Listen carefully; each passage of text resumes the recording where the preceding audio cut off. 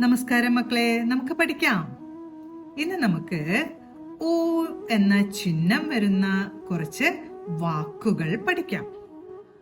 ആദ്യം നമ്മൾ പഠിക്കാൻ പോകുന്ന വാക്ക് കുട.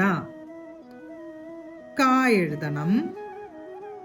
കായുടെ തൊട്ടടുത്തായിട്ട് ഊ എന്ന ശബ്ദം വരാനായി ഊന്റെ ചിഹ്നം ചേർത്തു.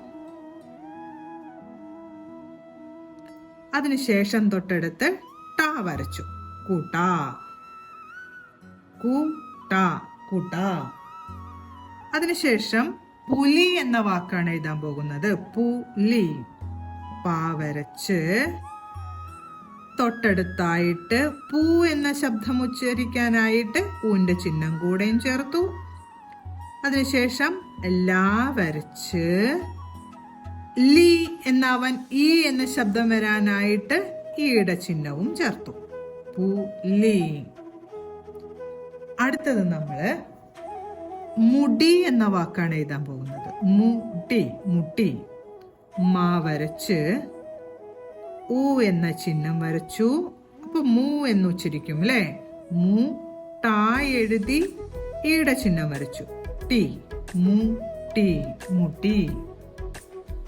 അതിനുശേഷം കുത്തിര എന്ന വാക്കാണ് എഴുതാൻ പോകുന്നത്. അപ്പൊ ആദ്യം കാ വരച്ച് ഊന്റെ ചിഹ്നം വരച്ചു. കൂ. ഇപ്പൊ കൂ എന്നായില്ലേ ഉച്ചാരണം.